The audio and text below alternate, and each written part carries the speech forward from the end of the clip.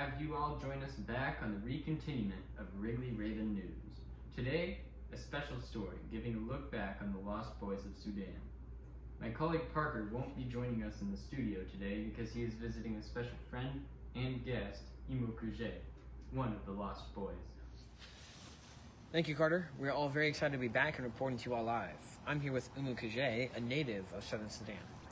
So you guys were forced from your home village due to a civil war that was started from a clash of religions, correct? Yes. Can you explain the rush there was to get moving and on the road away from the war? Yes.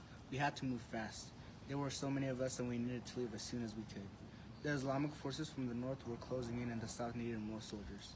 That meant the selection came down to us. So we made a plan to pack up and seek refugee camps in Ethiopia. You guys weren't very prepared for the trip either, correct? Yes. No food, no water? Nope. We just had to start walking. We had no time.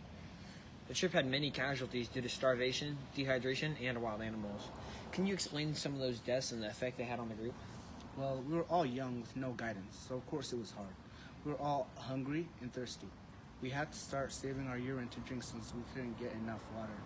The conditions were horrible, and there were of course the threat of wild animals. They would attack us when we were sleeping. I honestly don't understand how any of you made it to Ethiopia alive.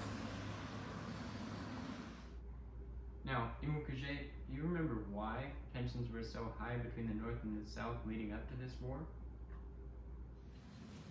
Well, while under British rule, the northern and southern Sudan was governed separately. When Sudan got their independence, most of northern Sudan was made up of Arab-speaking Muslims that had control in the Sudanese government. When they imposed Islamic law on the mostly English-speaking Christians and indigenous people in the south, there was a lot of violence. Well, there's so much more we'd like to go over, but unfortunately we are out of time. Thank you for your time, Imokuje, and we send it back to Carter in the studio. Thank you, Imokuje and Parker.